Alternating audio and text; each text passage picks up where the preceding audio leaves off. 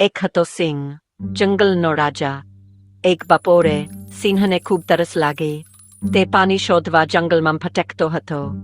છેવટે તેને એક કૂવો દેખાયો. તે કૂવા પાસે દોડી ગયો.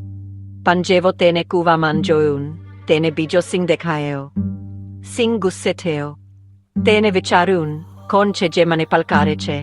હું જહીનનો એકમાત્ર રાજા છું. ગુસ્સામાં તેને ગર્જના કરી અને બધા પ્રાણીઓને બોલાવ્યા. થોડી જ વારમાં એક નાનો સસલો ત્યાં આવ્યો. સસલાએ શાંતિથી બધું સાંભળ્યું. પછી તેને કહ્યું, હે રાજા, મને તમારી સાથે આવવા દો. ચાલો આપણે આ પડકારનો સામનો કરીએ.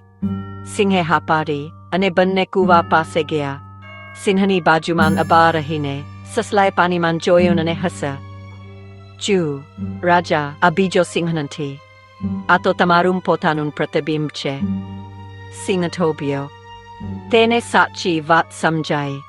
આટલો ગુસ્સો વ્યર્થ હતો. બસ તેની પોતાની જ છાયા હતી. ક્યારેક હું શીખું છું કે હું જે સૌથી મોટી લડાઈ લડું છું તે મારા પોતાના વિચારો અને ડર સાથે હોય છે. સિંહની જેમ મારે પણ થોભીને વિચારવું જોઈએ. કદાચ દુશ્મન મારું પોતાનું જ પ્રતિબિંબ છે. આગલી વખતે જ્યારે તમને કોઈ મુશ્કેલી આવે ત્યારે શ્વાસ લો અને ધ્યાનથી જુઓ. જવાબ તમારી અંદર જ હોઈ શકે છે. આ જ પાથ કૂવામાં છુપાયેલો છે.